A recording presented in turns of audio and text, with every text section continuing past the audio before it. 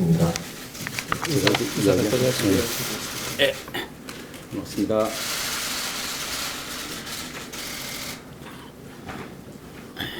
하면 되는 거죠? 네, 말씀하시겠습니다.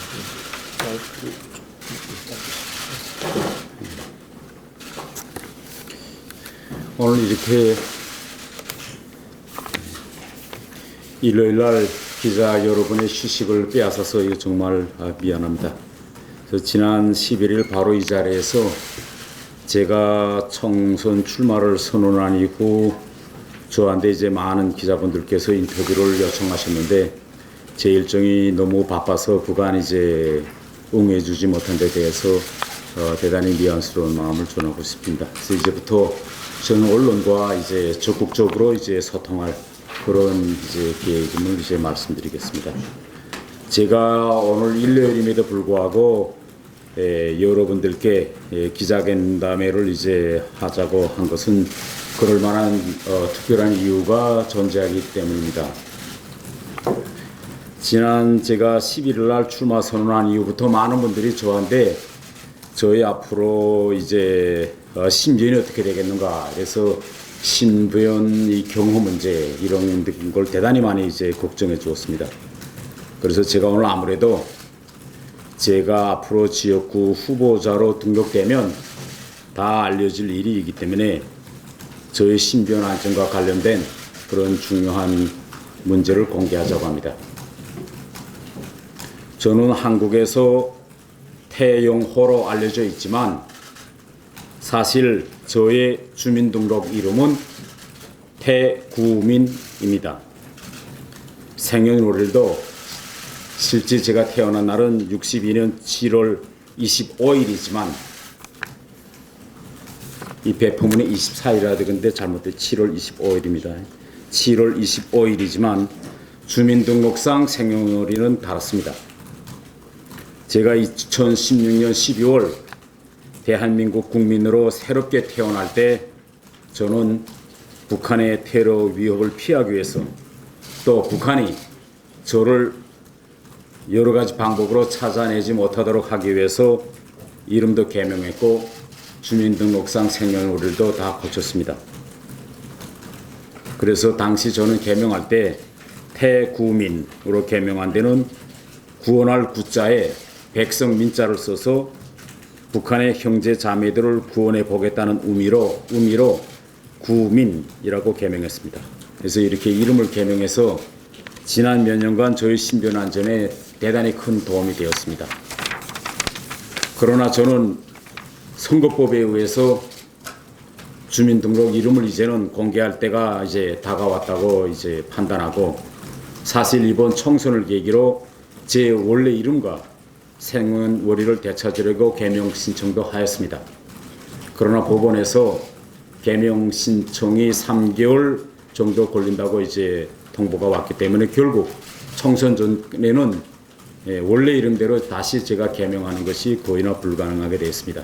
그래서 저는 주민등록상 이름인 태구민으로 선거에 출마할 수밖에 없게 되었습니다.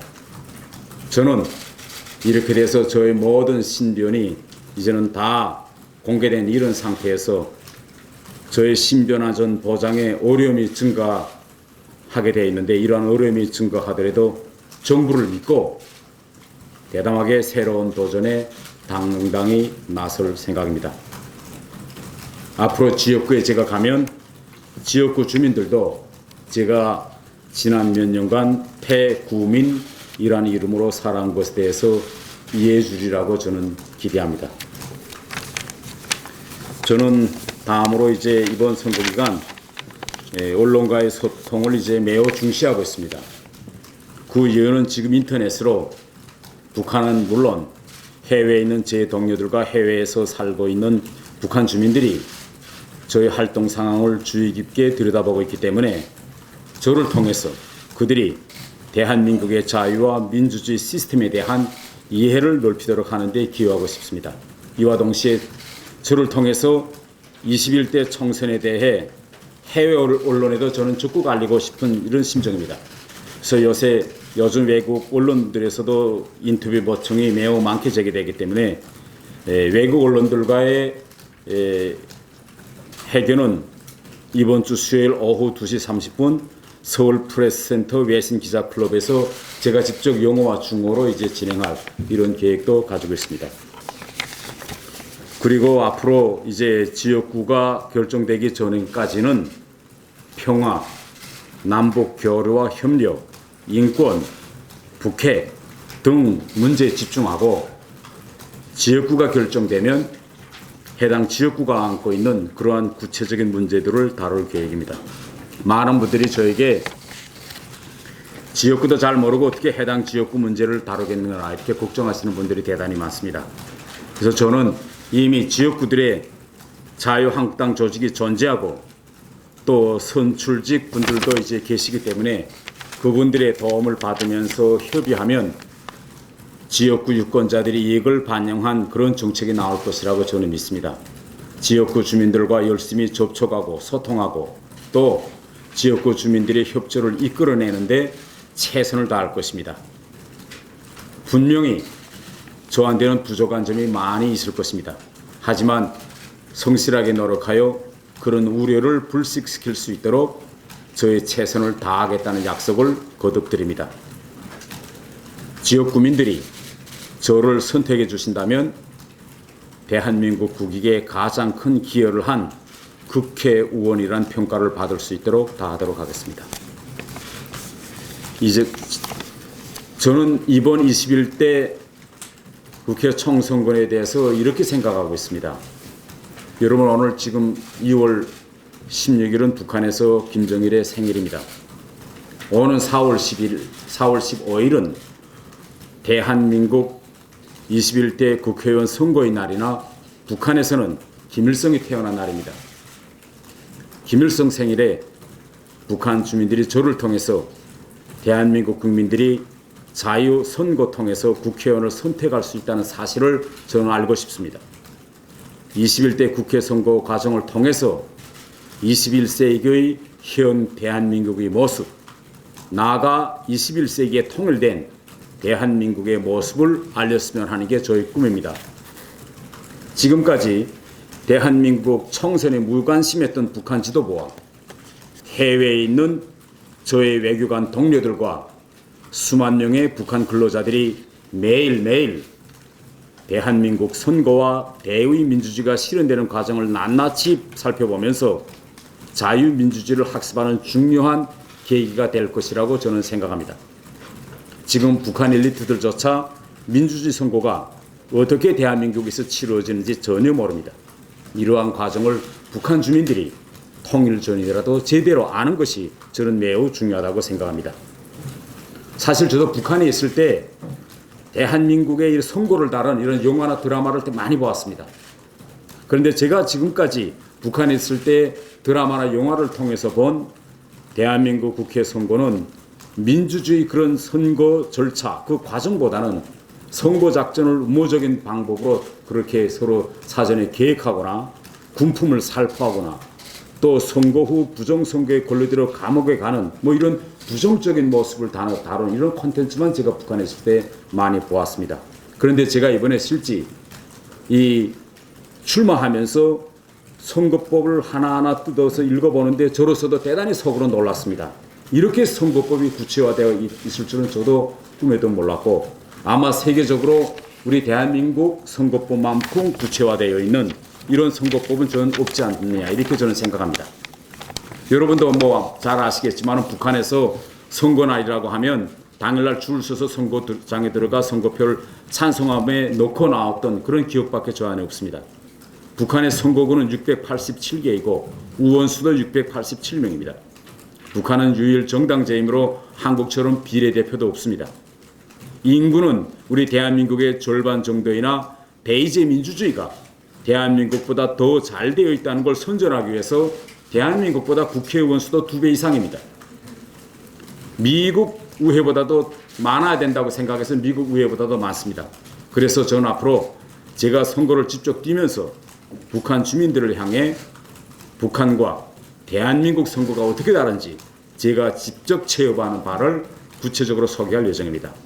좋은 콘텐츠를 만들어서 인터넷에 계속 올려놓으면 북한 주민들에게 이번 총선의 구체적인 모습을 알려줄 수 있는 교육적 효과가 있을 것이라고 생각하면서 언론인 여러분들의 적극적인 협조를 부탁드립니다. 그럼 이제부터 본론에 들어가겠습니다. 이번 선거기간 저는 지금까지 일부 세력들이 독점하는 듯이 해왔던 공정, 정의, 평화, 통일 이런 가치들이 우리 사회 일부만의 전유물이 아니라 우리 국민 모두가 함께 나누고 있는 소중한 가치라는 점을 이번 기회에 강조하고 싶습니다.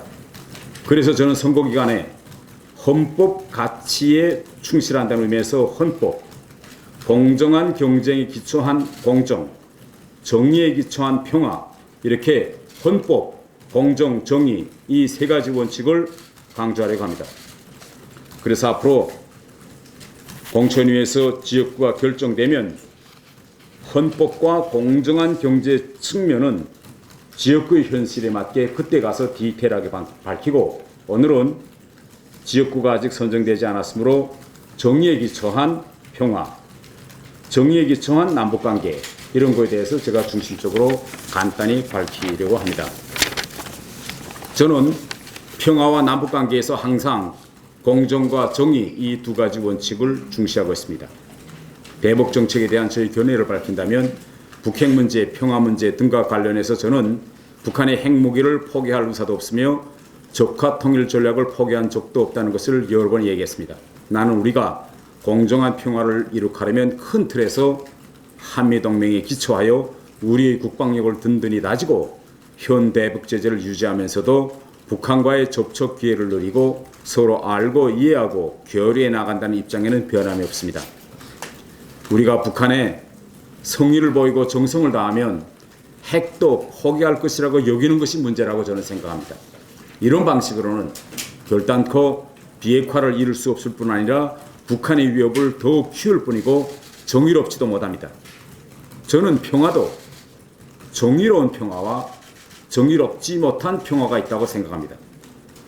정의롭지 못한 평화는 북한 비핵화를 머리에 이고 북한의 눈치를 보면서 조심스럽게 유지하는 평화다. 저는 이렇게 생각합니다.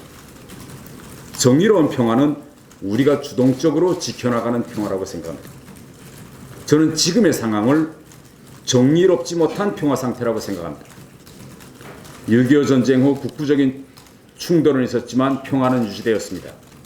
그 기간 북한은 이제는 핵 보유국으로 변화됐습니다. 북한은 지금 핵이 있다고 점점 오만방자하게 놀고 있고 우리는 점점 숨도 제대로 못 쉬는 상황으로 가고 있다라고 저는 판단합니다. 그래서 저 같은 사람은 후세들을 위해서라도 정의가 구현되는 정의로운 평화로 가자고 생각합니다. 개성공단 문제도 저는 정의의 견지에서 해결되어야 한다 이렇게 생각합니다. 북한의 핵무기를 완성한 지금에 와서도 비핵화에서 아무런 진전도 없는데 개성공단을 재개하자는 것은 저는 정의롭지 못하다라고 판단합니다. 개성공단 재개가 국제적인 대북 제재의 틀을 허무는 결과가 되어서는 안 될 것이며 저는 북핵 문제 해결 상황에 맞춰 개성공단 재개 문제를 검토해야 그런 정의로운 것이라고 저는 봅니다. 개성공단은 명실공히 남북 간의 화해를 도모하고 평화 통일로 가는 징검다리로 만들어야 정의로운 일이 될 것입니다. 앞으로 개성공단이 재개될 때에는 국제적 규범과 대한민국 헌법상 측면이 고려돼야 한다고 생각합니다.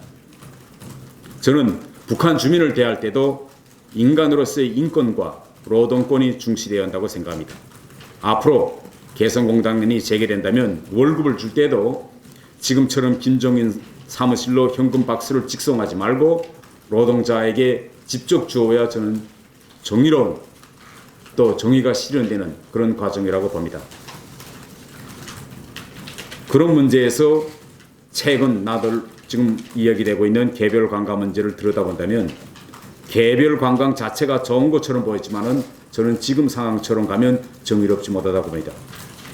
금강산 한국인 피살 사건처럼 국민의 생명과 안전을 담보할 수 있는 대책이 먼저 마련되어야 한다고 봅니다. 비자 문제에서도 외국에서 북한 비자를 받아서 북한을 관광한다. 이런 발상은 저는 대단히 위험하다고 생각합니다. 비자는 별개의 국가에서 필요한 겁니다. 저는 북한 비자를 받고 북한을 개별 관광 가라는 것은 정의롭지 못하다고 봅니다. 한국에서 북한으로 갈 때에는 비자가 필요한 것이 아니라 방문증이 이용되고 있습니다. 그리고 한반도는 아직 두 개 국가가 아니기 때문에 여러분도 다 아시겠지만은 우리가 남과 북이 서로 오갈 때도 출입국 사무소가 아니라 국자가 없습니다. 출입 사무소라고 표현하고 출경, 입경으로 표현하고 있습니다.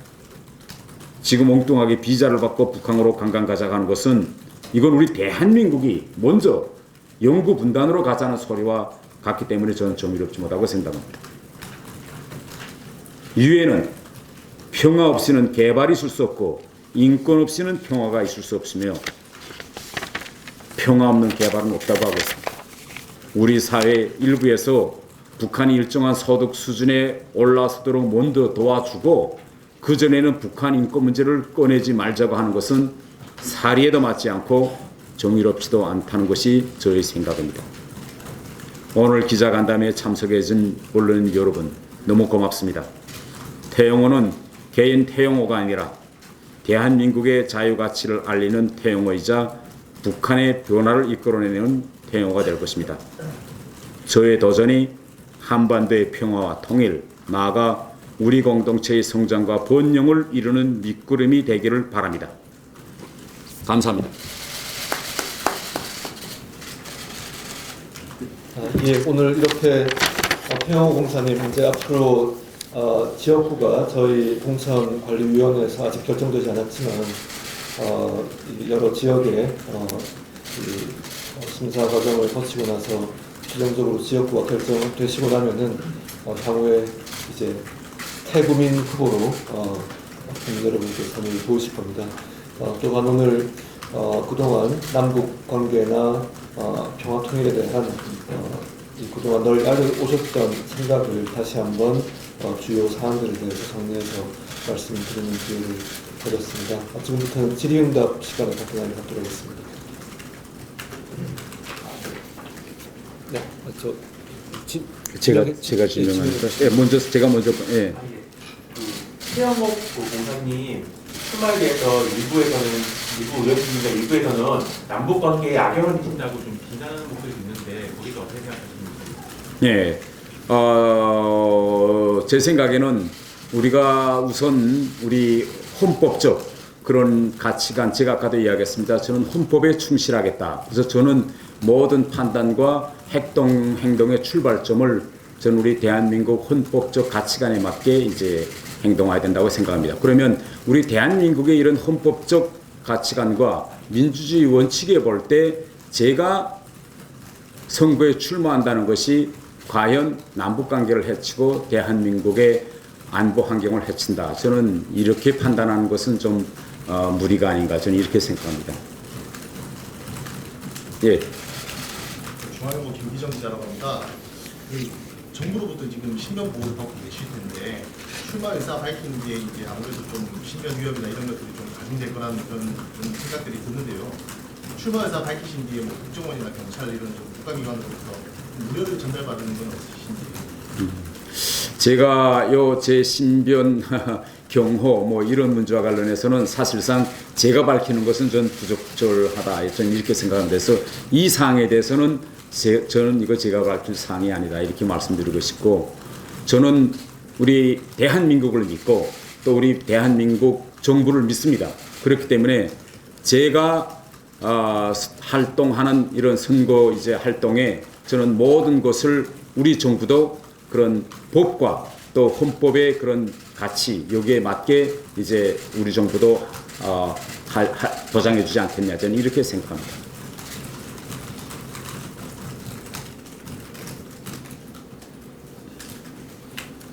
다음 질문. 예. 지역구 결정하는 데 있어서 당에서 결정하는 거 말고 공사님께서 기준으로 삼고 있는 게 있는지 궁금합니다. 예, 저는 지난번에도 밝혔지만은 저는 철저히 당의 결정을 따르겠습니다. 그래서 저는 현 실정에서 자유한국당의 평범한 한 당원으로서 당의 결정을 존중하고 당의 결정을 따르는 것이 저의 의무라고 생각합니다.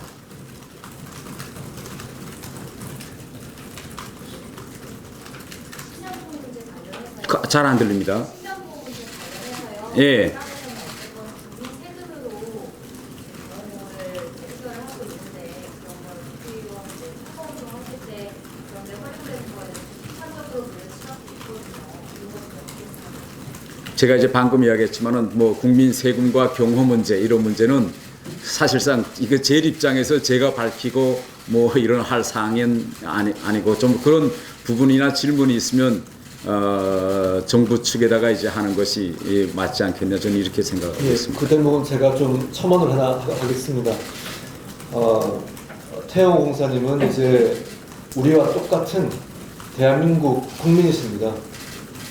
특별한 이 법적 하자가 없는 한 대한민국 국민은 누구나 피선거권을 가집니다.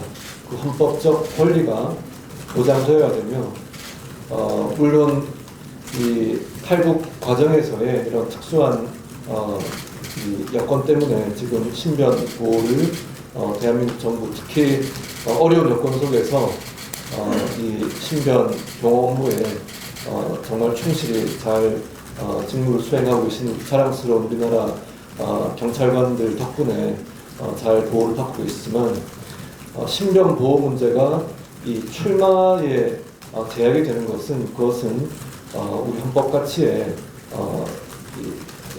철저하게 부합한다고 하기는 어렵다고 저는 개인적으로 보고 있습니다.